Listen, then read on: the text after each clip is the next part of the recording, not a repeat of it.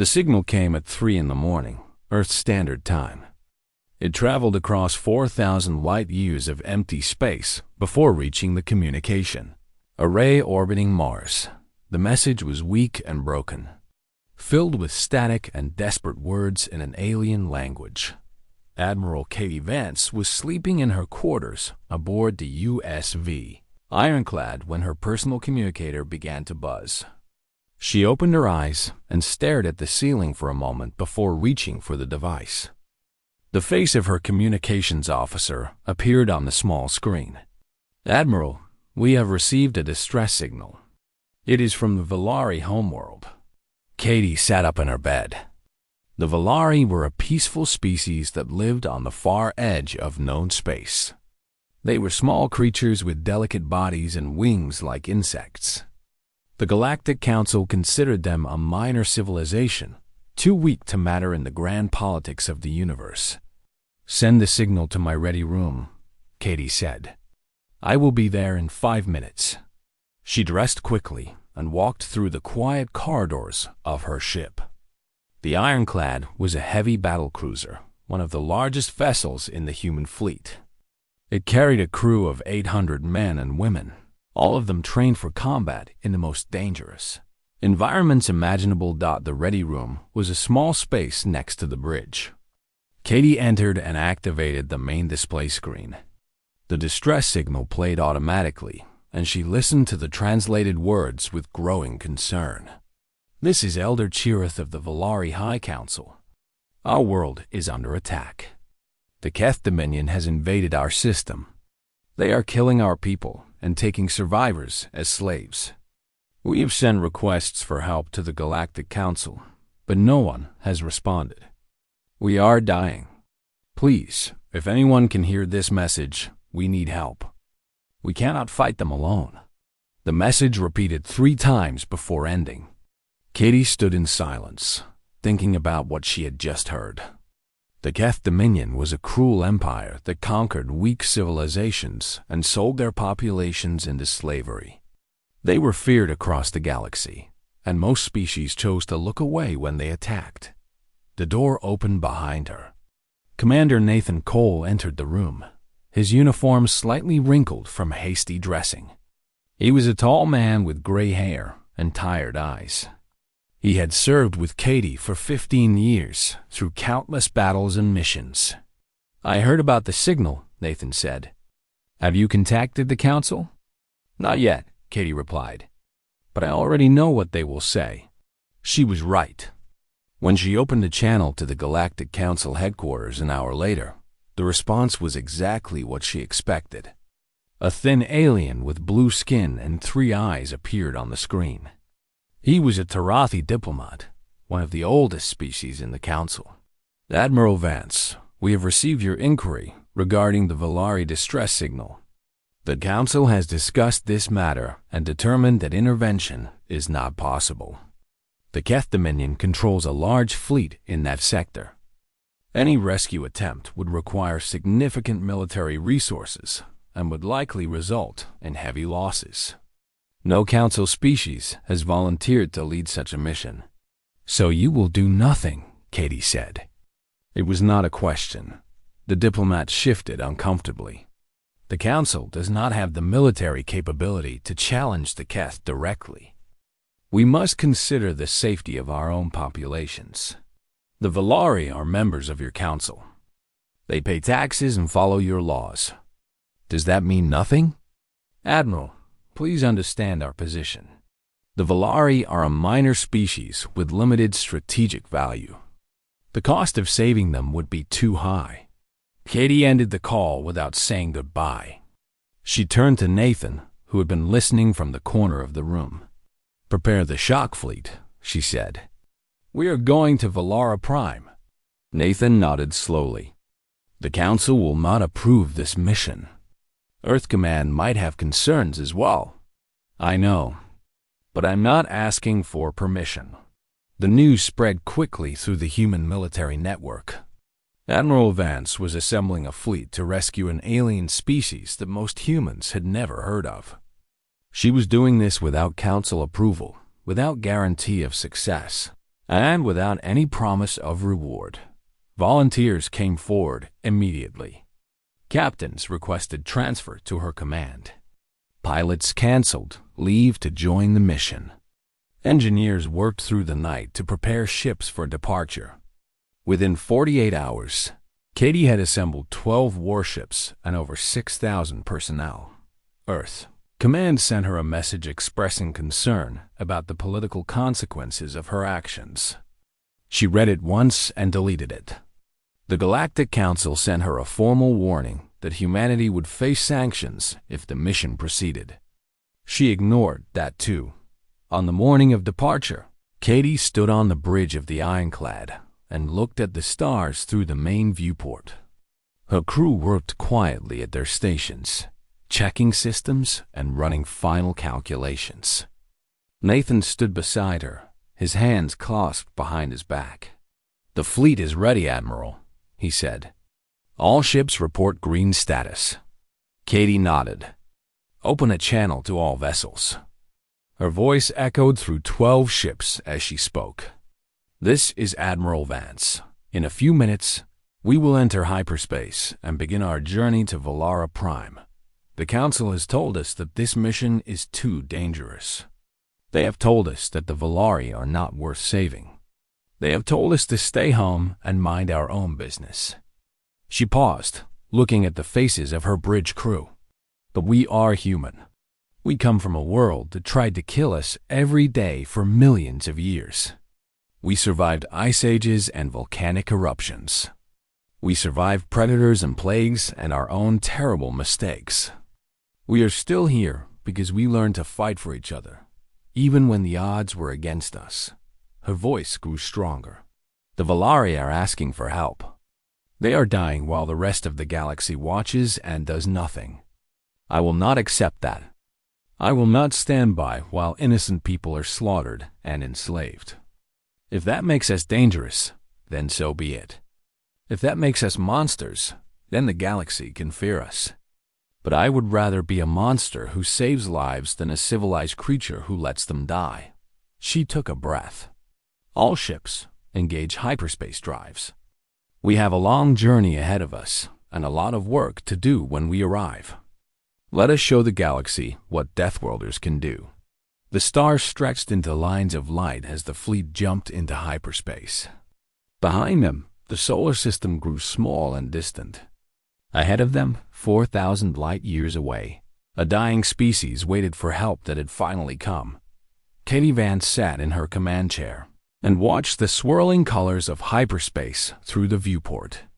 She did not know what they would find at Valara Prime. She did not know how many of her people would die in the coming battle. But she knew, with absolute certainty, that she was doing the right thing. That was enough.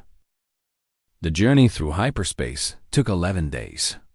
During that time, Admiral Katie Vance held daily briefings with her officers. They studied everything the human database contained about the Keth Dominion. They reviewed maps of the Valari system. They planned attack strategies and backup plans for the backup plans.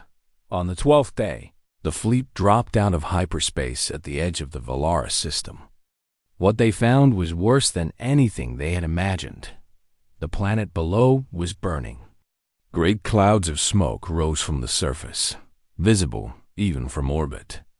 Debris fields floated in space around them, the remains of destroyed civilian ships.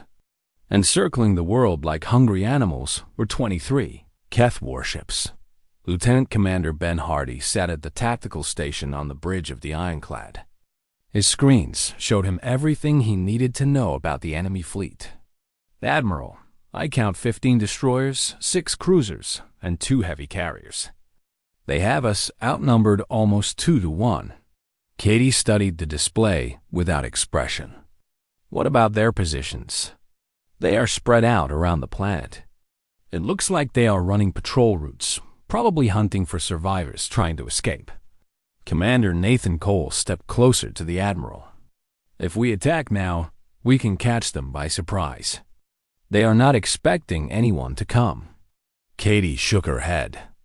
"We need to know what is happening on the surface first.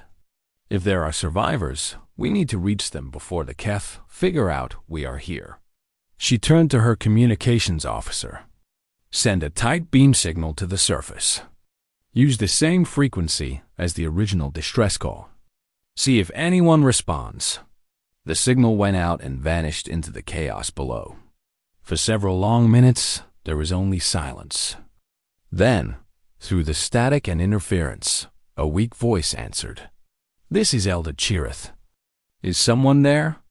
Please, is someone there? Katie leaned forward in her chair. Elder Chirith, this is Admiral Katie Vance of the United Earth Fleet. We received your distress signal. We are here to help. The silence that followed lasted so long that Katie thought the connection had failed. Then she heard a sound that needed no translation. It was the sound of crying. You came, Chirith whispered. After all this time, someone actually came. We came, Katie confirmed. Now tell me what you need. The situation on the ground was desperate. The Keth had landed troops across the planet 2 months ago. They had destroyed every major city and killed millions of Valari in the first week. The survivors had fled underground, hiding in tunnels and caves and anywhere else they could find. The Keth hunted them constantly, dragging captives back to their ships for transport to the slave markets. Chirith and approximately 40,000 survivors were hiding in a network of tunnels beneath an old industrial complex. They had some food and water, but their supplies were running low. The Keth had discovered their location 3 days ago and were digging toward them. They would break through within 48 hours. Katie listened to all of this and made her decision quickly. We are sending rescue teams to your position. Hold on a little longer. Help is coming. She ended the call and turned to her officers. I want dropships loaded and ready to launch in 1 hour. Marines, medical teams, and as many supplies as we can carry. Nathan, you will coordinate the orbital battle. Keep those Keth ships away from our landing zone. Nathan nodded. And you, Admiral? I am going down with the first wave. Her officers exchanged worried looks, but no one tried to stop her. They knew their admiral well enough to understand that arguing was pointless. 1 hour later, 12 dropships launched from the ironclad and began their descent toward Valar Prime. The Keth noticed them immediately. Warning sirens echoed through enemy ships as they scrambled to respond. But Nathan Cole had positioned the human fleet perfectly. Before the Keth could reach the dropships, human weapons opened fire. Space around Valara Prime erupted into chaos. Plasma bolts and missiles streaked between ships. Explosions lit up the darkness. The human fleet was outnumbered, but they fought with a ferocity that stunned the Keth commanders. These strange creatures from the quarantine world seemed to have no fear of death. Down below, the dropships punched through the atmosphere and landed in a field of ash and rubble near the industrial complex. Admiral Vance was the first one out, her boots hitting the ground of an alien world for the first time in her career. The air was thick with smoke and chemicals that made her eyes water, but she ignored the discomfort and started walking. Sergeant Lisa Trent led the Marine squad that accompanied her. Lisa was a young woman with short brown hair and a face that seemed permanently calm, even in the worst situations. She had served in 3 previous combat deployments and had earned a reputation as someone who never panicked. Admiral, the tunnel entrance should be about 200 meters north, Lisa said, checking her scanner. I am detecting Keth life signs nearby. Looks like a patrol. Katie drew her sidearm. Then we go through them. The patrol consisted of 6 Keth soldiers. They were tall creatures with gray skin and 4 arms, each one holding a weapon. They saw the humans coming and opened fire immediately, their energy weapons scorching the air. The humans did not slow down. They advanced through the enemy fire, their armor absorbing hits that would have killed most species instantly. Lisa dropped 2 Keth with precise shots to the head. The other Marines took down the rest in seconds. The whole fight lasted less than a minute. When they reached the tunnel entrance, they found it sealed with a heavy metal door. Katie knocked on it 3 times and spoke loudly. "Elder Chirith, this is Admiral Vance. We are here." The door opened slowly. Behind it stood a creature unlike anything the humans had seen before. Chirith was small, barely reaching Katie's waist. She had a thin body covered in iridescent scales, 4 delicate wings folded against her back, and large compound eyes that reflected the light from human flashlights. She looked up at the humans standing before her. These creatures were huge and terrifying, covered in armor and carrying weapons. They had walked through fire and poison and enemy soldiers to reach her. By every standard Chirith knew, they should be monsters. But when Sergeant Lisa Trent knelt down to meet her eyes and extended a gloved hand, Chirith saw something unexpected. She saw kindness. "Sorry we took so long," Lisa said with a small smile. "Traffic was bad." Chirith did not understand the joke, but she understood the warmth behind it. She reached out with her own small hand and touched the human's fingers. "Thank you," she said. "Thank you for coming." Behind her, thousands of Valari survivors emerged from the tunnels. They were thin and scared, and many of them were injured. They looked at the human soldiers with a mixture of fear and wonder. Admiral Vance surveyed the crowd and began giving orders. "Set up a medical station here. Start processing the wounded first. Get supply crates distributed to everyone who can carry them. We need to move these people to the dropships as quickly as possible." She looked up at the smoke-filled sky, where distant flashes of light marked the ongoing space battle. "We do not have much time. Let us get to work." The rescue of Valara Prime had begun. Warlord Draxus stood on the bridge of his flagship, the Crushing Tide, and watched his tactical displays with growing confusion. The battle was not going the way it should. His fleet outnumbered the enemy almost 2 to 1. His ships were larger and carried more weapons.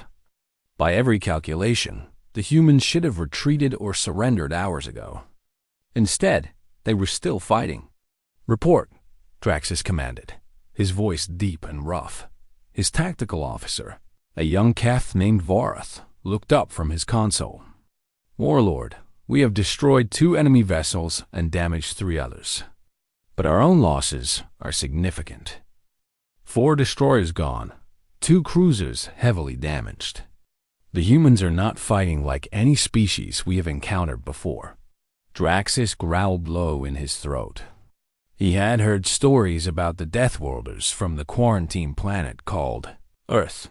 The Galactic Council had warned everyone to stay away from them. They were supposed to be primitive savages from a world of endless violence. But savages did not build warships like these. Savages did not coordinate fleet tactics with such precision. Savages did not keep fighting when they should be running away. "Show me the ground battle," Draxus ordered. The main display changed to show footage from Keth soldiers on the surface. What Draxus saw made his blood turn cold. A group of humans was moving through a chemical processing facility. The air inside was filled with toxic gases that would kill a Keth in seconds. The humans were walking through it with simple breathing masks, their bodies apparently unaffected by the poison. One soldier reported that he had shot a human 3 times with his energy weapon. The human had fallen down, gotten back up, and then killed him with a single punch to the head. The strength required to do such a thing was beyond anything in Keth biology. Another report showed humans operating in the ruins of a collapsed building.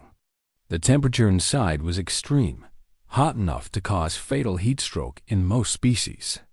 The humans were sweating heavily but still working, pulling Valari survivors from the rubble and carrying them to safety. "What are these creatures?"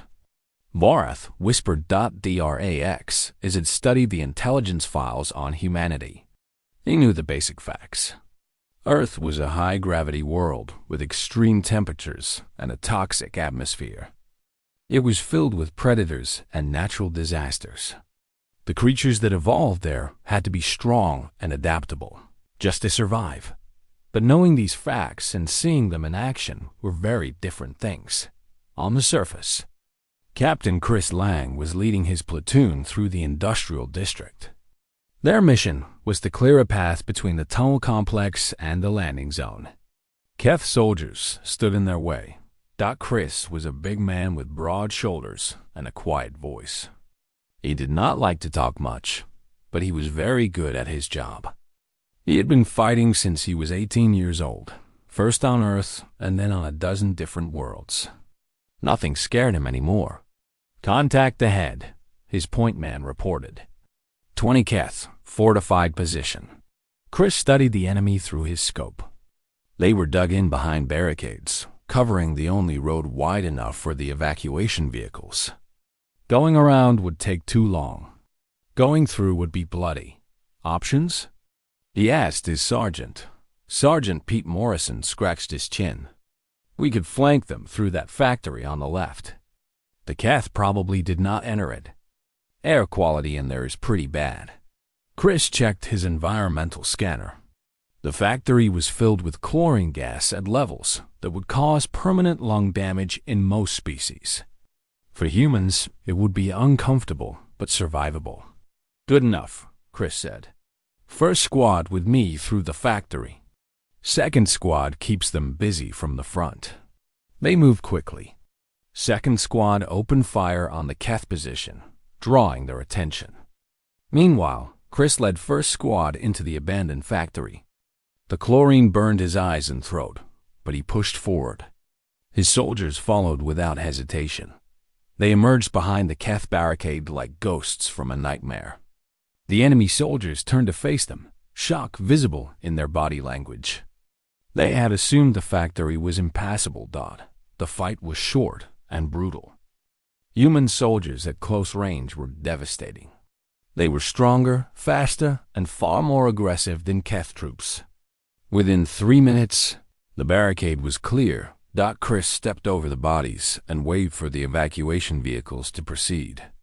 His eyes were red and watering from the chlorine exposure. He would need medical treatment later.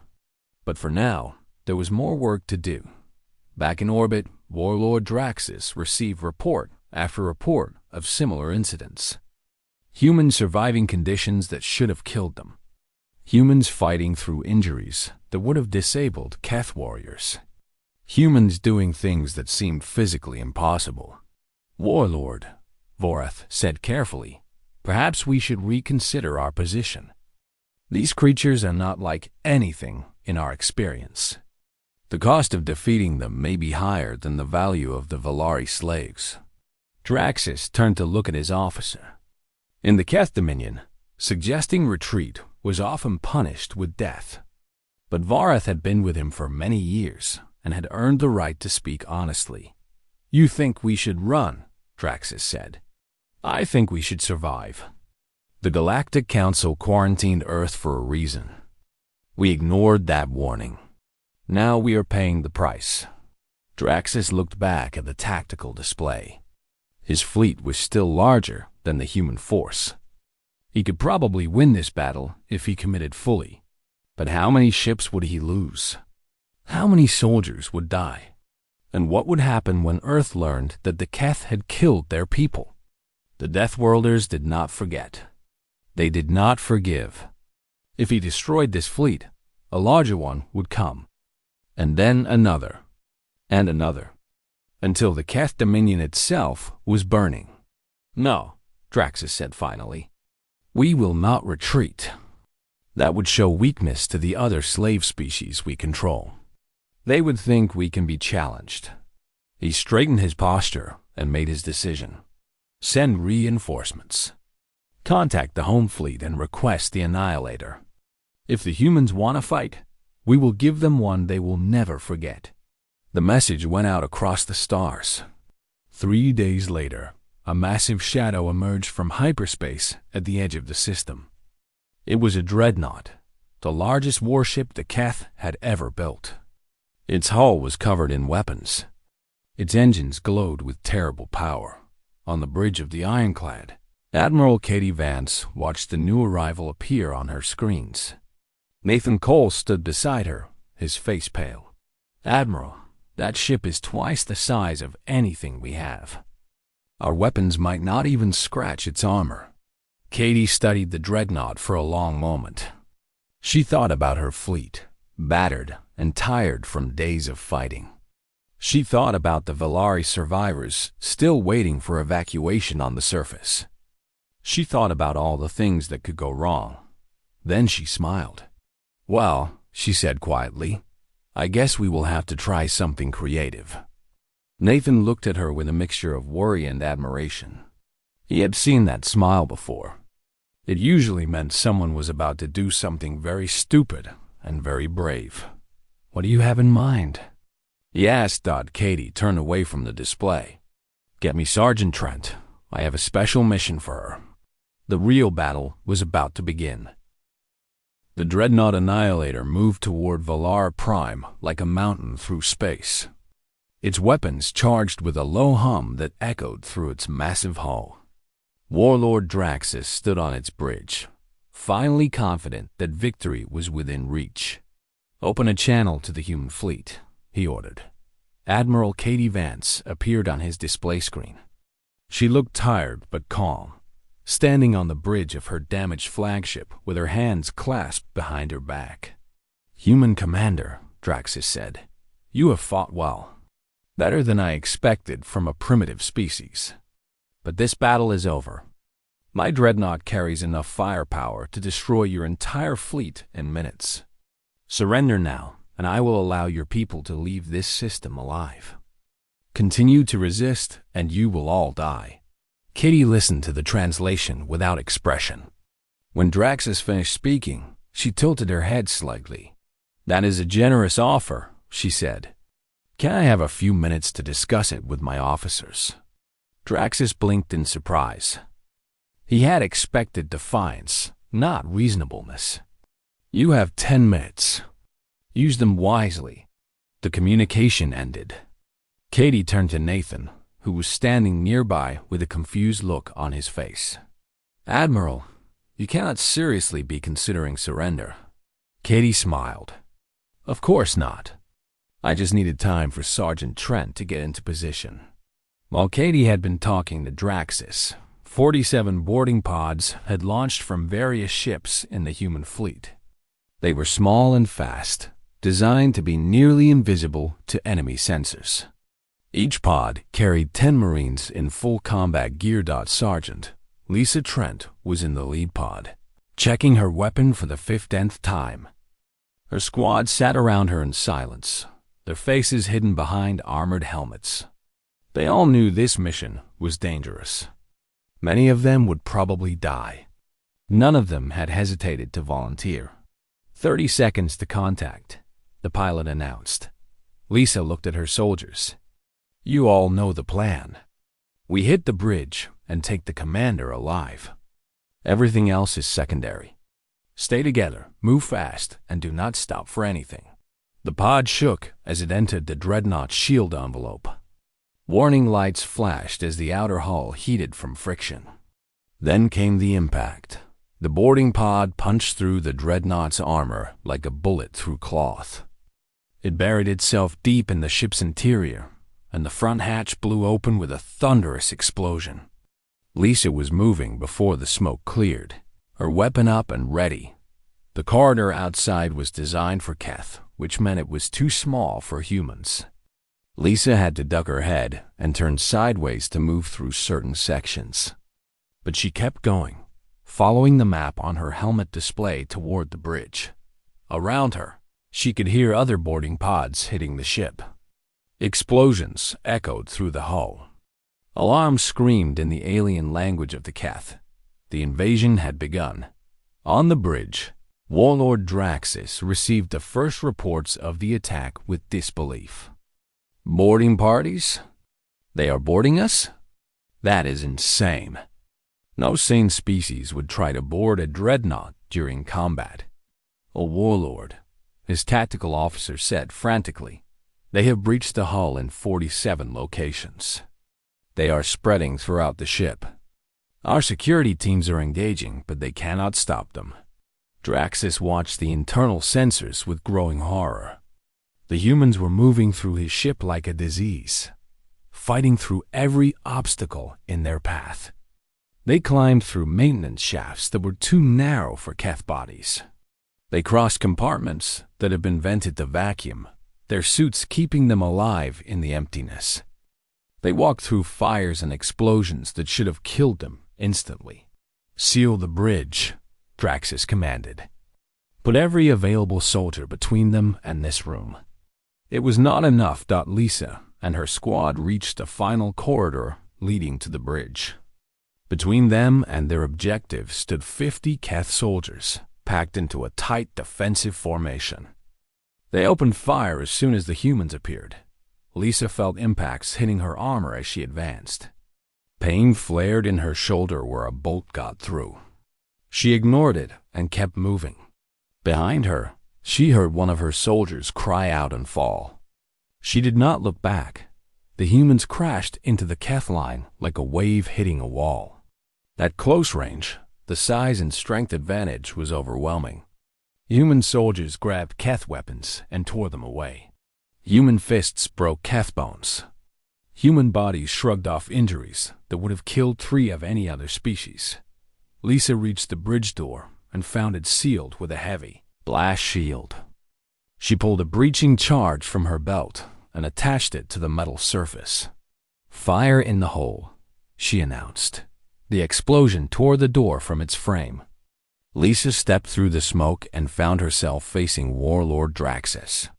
He was standing in the center of the bridge, surrounded by his command staff. His hand was reaching for a weapon on his belt. "Do not," Lisa said simply. Draxus froze. He looked at the human standing before him. She was covered in blood, some of it her own and some of it from his soldiers.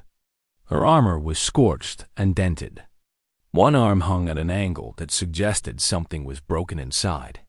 But she was still standing, still fighting, still absolutely ready to kill him if he made a wrong move. "What are you?" Draxus whispered. Lisa pulled the weapon from his belt and threw it aside. "We are human. Now put your hands up." Throughout the dreadnought, similar scenes were playing out. Human Marines captured engineering sections and weapon control stations. They took prisoners where they could and eliminated resistance where they could not. Within 2 hours, the largest warship in the Keth fleet belonged to humanity, Admiral Katie. Vance boarded the Annihilator shortly after the fighting ended. She walked through corridors littered with debris and bodies, stepping carefully around the worst of the damage. When she reached the bridge, she found Lisa Trent sitting in the commander's chair with her injured arm in a makeshift sling. "Sergeant," Katie said, "I believe that seat belongs to the ship's captain." Lisa stood up with a grimace of pain. "Sorry, Admiral. I was just keeping it warm for you." Katie looked around the captured bridge. Keth officers sat on the floor with their hands bound, guarded by human Marines. Draxus was among them, his eyes fixed on the ground in defeat. "What about the rest of the Keth fleet?" Katie asked. Nathan Cole answered through her communicator. "They are retreating, Admiral. When they saw us take the dreadnought, they broke formation and ran. I do not think they will be coming back." Katie walked to the main viewport and looked out at Valara Prime. The planet was still scarred by fire and destruction, but the immediate threat was over. The evacuation could continue without interference. She turned back to her people. "Good work, everyone.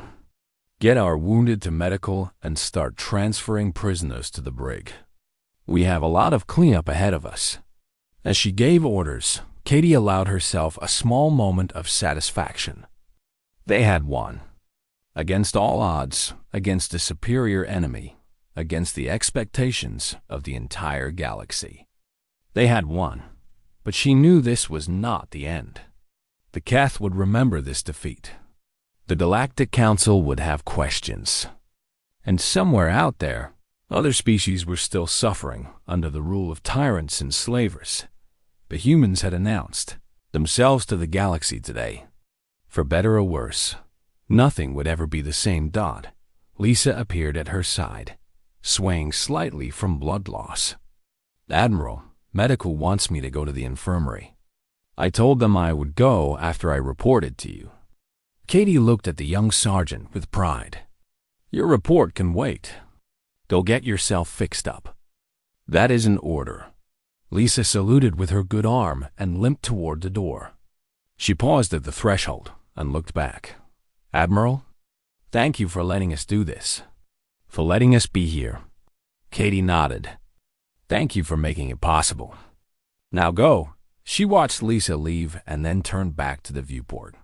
Somewhere down on the planet, thousands of Valari survivors were looking up at the sky.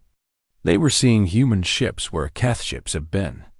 They were realizing that help had finally come. Katie hoped that gave them some peace. 3 months passed after the Battle of Valara Prime. In that time, the galaxy changed more than it had in the previous century. The news spread quickly across every world with access to communication networks. The Deathworlders had come out of their quarantine zone. They had challenged the Keth Dominion and won. They had captured a dreadnought with nothing but boarding parties and sheer determination. They had saved a species that everyone else had abandoned. On Earth, the reaction was mixed. Some people celebrated the victory and the lives saved. Others worried about what would come next. Politicians argued about whether Admiral Vance should be praised or punished for acting without authorization. In the end, they gave her a medal and told her to be more careful in the future. Katie did not care much about the politics. She was too busy dealing with the aftermath of her decision.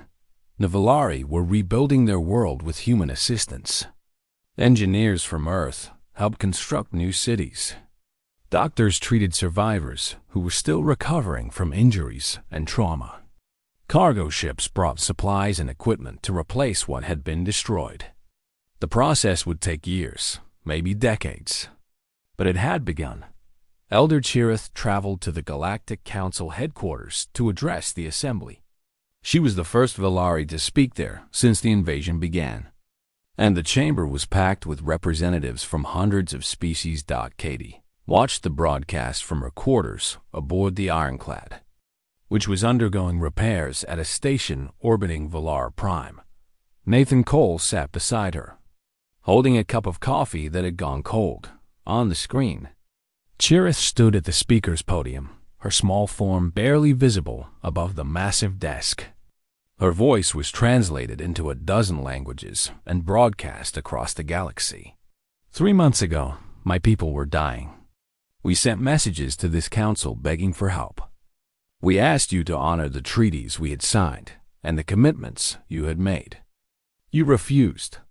You told us that saving us was too expensive, too dangerous, too difficult. She paused, her compound eyes sweeping across the assembled delegates. Then the humans came. They did not ask about cost or danger or difficulty. They did not calculate whether we were worth saving. They simply heard our cry for help and they answered it. They fought for us. They bled for us. They died for us.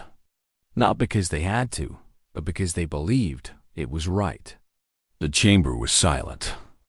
Many delegates looked uncomfortable. You called humanity dangerous, Cherith continued. You were correct. They are dangerous. They come from a world of violence and death. They are stronger and faster and more aggressive than most species in this galaxy. But you failed to understand something important. She leaned forward, her voice growing stronger. Humanity is dangerous because they care. They do not calculate the value of lives. They do not weigh costs against benefits when innocents are suffering. They see someone in pain and they try to help. That is what makes them terrifying. That is what makes them wonderful.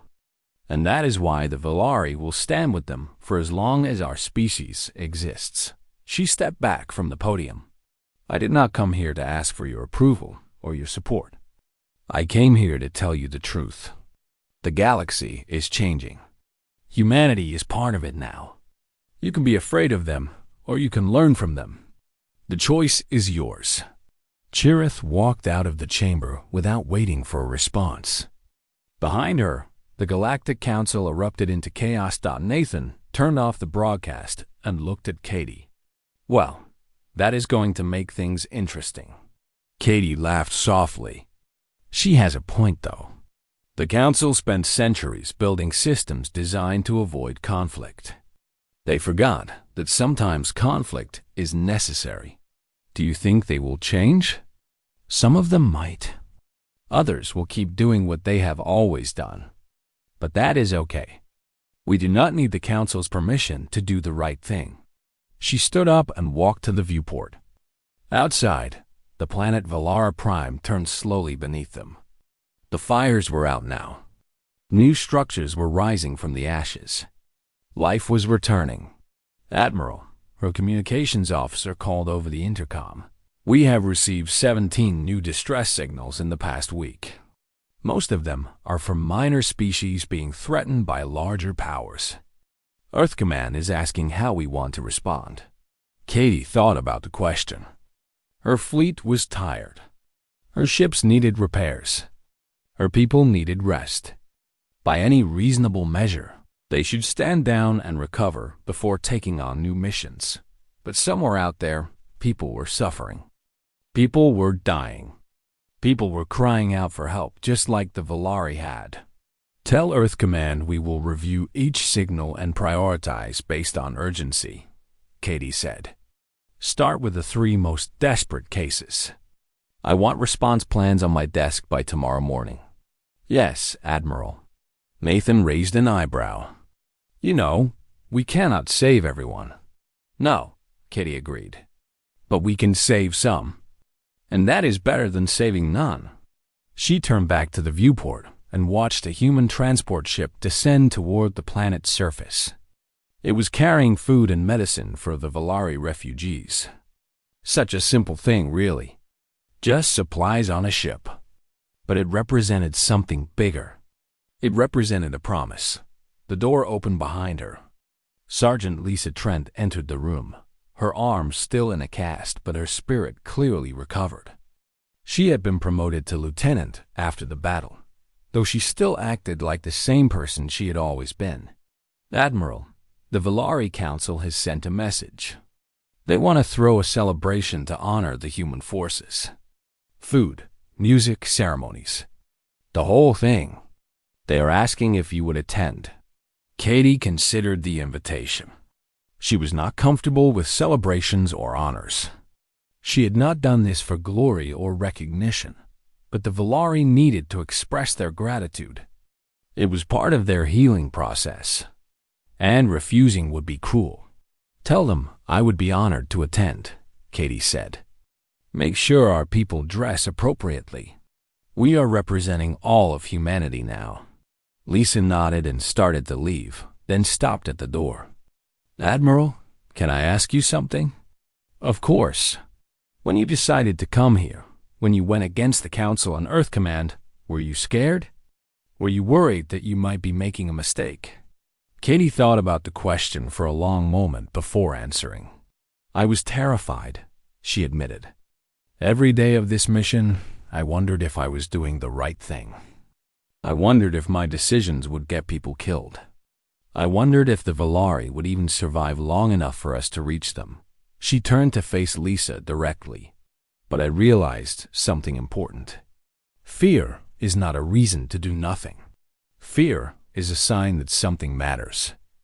If I had stayed safe and comfortable on Earth, I would have lived with the knowledge that I could have helped and chose not to.